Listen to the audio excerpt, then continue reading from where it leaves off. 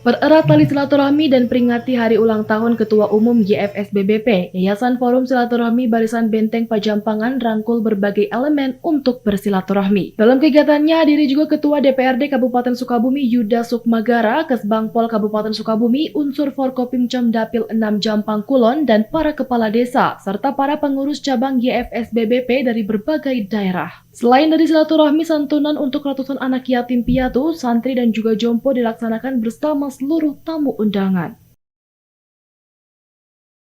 Memang dari dulu saya sudah merasa cinta di organisasi dan juga cinta anak yatim, jompo, dan juga saya dengan masyarakat itu pengen bersinergi ya, dan tidak ada unsur politik ya, tidak ada unsur politik.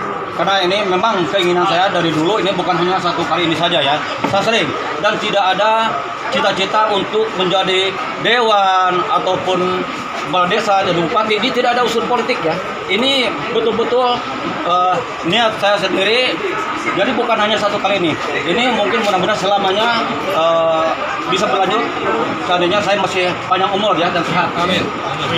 Ini yang hadir hari ini siapa saja?